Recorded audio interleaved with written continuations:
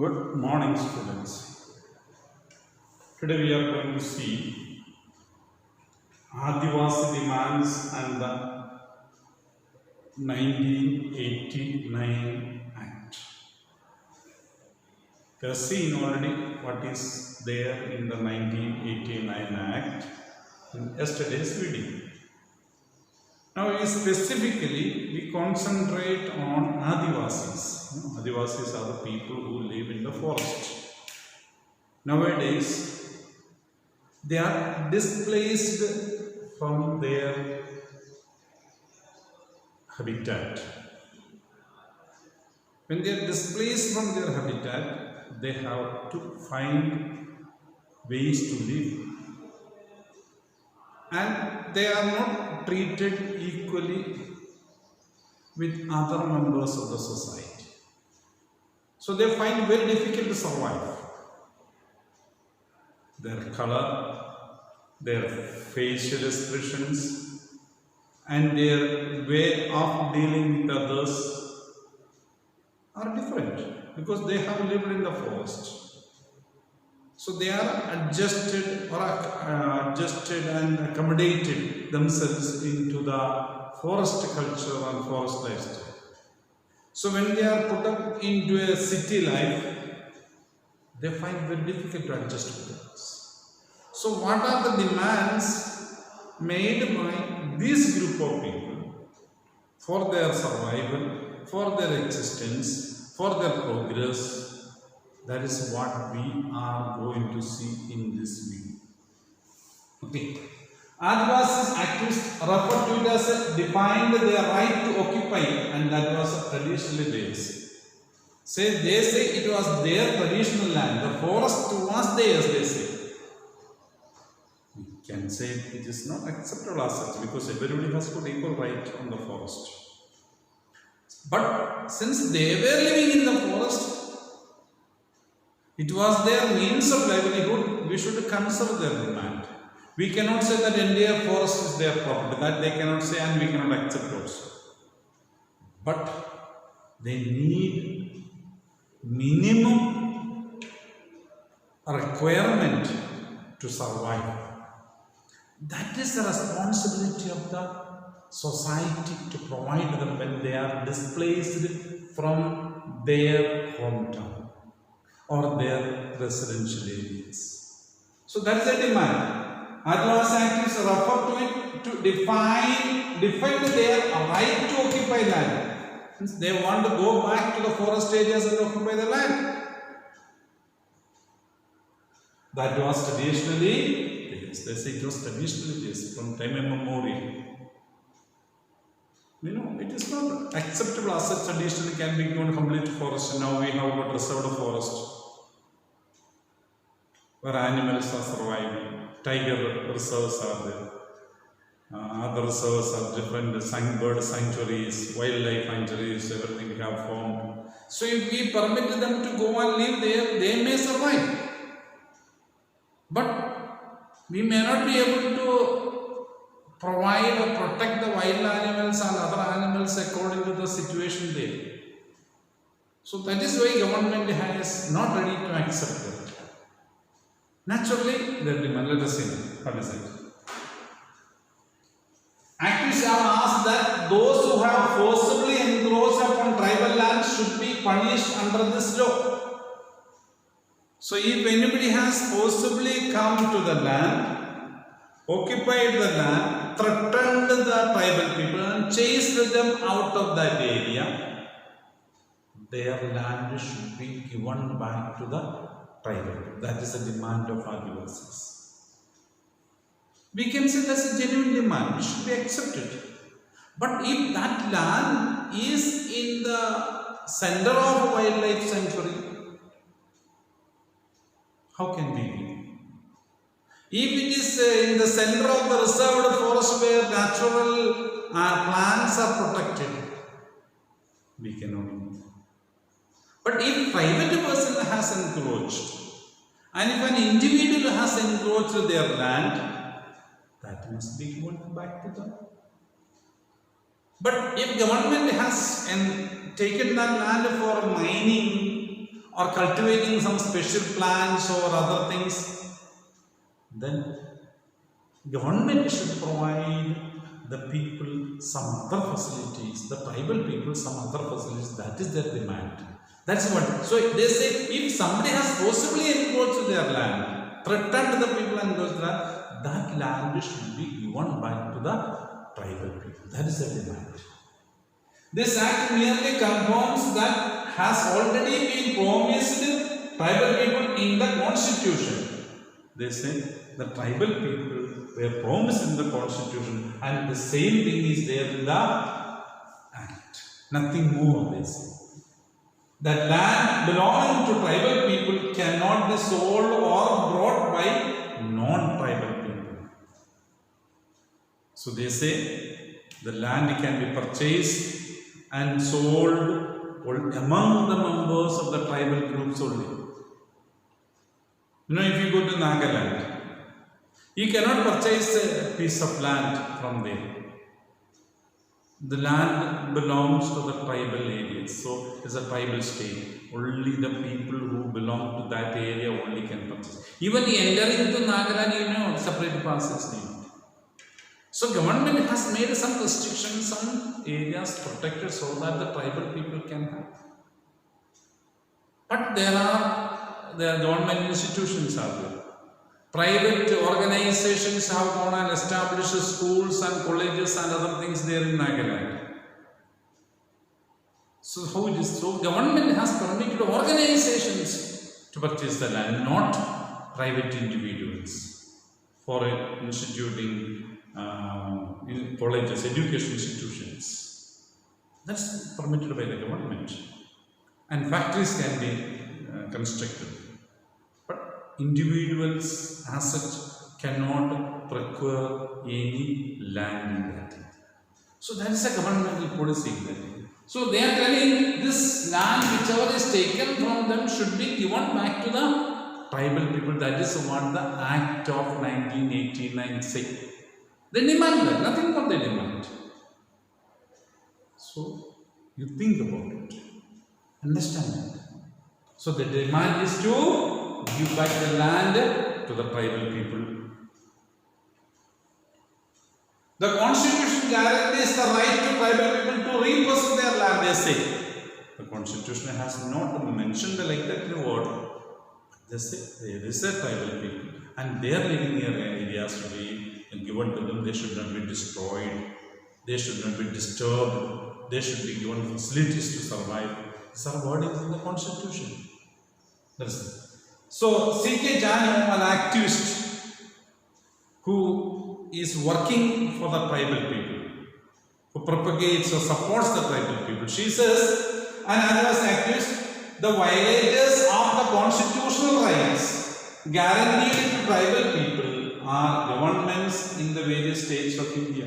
Government itself is taking the land. You know, when a dam is constructed, thousands of acres of the land, the forest will go under water. So naturally the people who are living in those areas will be relocated. They have to leave their home and go. Because the water comes up, water level comes up when the dam is constructed. So she is telling such a kind of people who are forced by the government itself. So government is encroaching, she tells. So naturally, government has to do it. Factories have to be constructed. A road has to be constructed. We all demand that. Airports have to be constructed. Railway stations have to be constructed. Railway lines have to be made. So all those things we want it. And we want our land should not be taken by the government. It's not possible. We have to have. Not choice there. So we can say, unlike for some people. We can say. That's all. So she says the violators of the constitutional rights of the people to have their property, their land is done by the government itself. Central government as well as state government. So what she does? She says, so the governments allow non-tribal encroachers in the form of timber merchants. Not only government, others encroach into the land, into the forest areas. timber merchants, those who sell and produce wood, they want to sell wood, making furniture. So they encroach the land. They occupy the areas where big trees are there. That's it. Timber merchants, paper mills, paper cultivation, bamboo is to be cultivated. So they cultivate bamboo in large areas. So naturally the tribal people are disturbed by that. They have been relocated from their area. So they say timber merchants, farmers, etc. And forcibly evict tribals for declaring forest as a reserved or sanctuaries. Reserved forest or sanctuaries, they will be declared and they will be forcibly government tells get out. So when government tells get out, government is bound to provide them additional facilities or facilities for them to survive, for them for means of livelihood. Simply should not chase them out. Because they were living happy life in the forest, now their happiness is taken away, their properties, their assets, taken away. Because they may not have much property and assets in the forest because it's not their private property. They don't have any registered piece of land in their name. So they may not get anything. This is a government land, the government says. So the government is telling you, when you are forcing them out of that area, the government land, give them some land for their survival. That is the demand of the activists who are supporting the tribal. She demands that those tribals who have already been evicted, means removed and cannot go back to their lands, must be compensated. They must be given some money. That is a demand put forward by her. And the government has to accept it. Because it is a natural from the part of them to have like this situation. Anybody can have it. Any land is taken over by the government. The persons are thrown. They must be provided good compensation because they lose so many things. The relationship with others, the security with living in that area. They lose their friends. They lose their family relationship. They lose their mental attachment to that area, and they have to go to some other place and get themselves attested to that area. It's very difficult. The government must draw up plans and policies for them to live and work elsewhere. If they are removed from the forest area, they must be provided with the facilities to live elsewhere. That's a demand of the tribal people. Governments spend large sums of money on building industrial or other projects on lands. So much buildings are constructed, dams are constructed, so many other things are done by the government. So they are telling, so why should they be reluctant to spend even very modest amounts for rehabilitation of the displaced? Why can't the government give a little more amount to the people who are displaced from their properties? That's what the government says. So give them more land or more money so that let them go and settle down somewhere else with the money that is provided by the government. This is what the demand. Okay. So scheduled tribes and other traditional forest dwellers recognition forest. So 2006 government has made an act. As per this act, 2006 act has taken into consideration all those things what were demanded by the activists. So this 2006 act tells, this act is meant to undo the historical injustices meted out to the forest dwelling population and not recognizing their rights to land resources. So government has recognized and accepted that they have got a right to their land and the resources. Since it cannot be completely compensated, it cannot be given completely to them, they must be given compensation. So that is it. Now, what the government has done in that law, this act recognizes their right to homestead, cultivable and grazing land and to non-timber forest produce. Means the tribal people who are living in the forest, they are permitted for grazing cattle in the forest and cultivate in the forest but don't cut the timber. They are not permitted to cut the trees, but they can use all the resources that is there in the forest, fruits or anything that is available in the forest they can use. But they are not permitted to cut the trees. Other than cutting the trees or attacking the animals, they are permitted in some areas to live and have their livelihood. It is permitted. Then, this act also points out that the rights of forest dwellers includes conservation of forest and biodiversity. It is the responsibility of them who are living in the forest, conserve the forest and protect the biodiversity. They should not destroy the biological or flora and fauna of that area. They must preserve the flora and fauna of that area and permit the plants and animals to grow.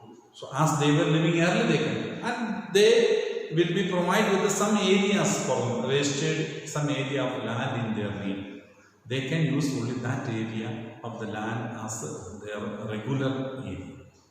Other area will be forest. But in the forest area, they are permitted to graze their animal. That is important. Okay, so there is then the tribal land. Nobody can purchase the land that is of the tribal people. Nobody can force their land.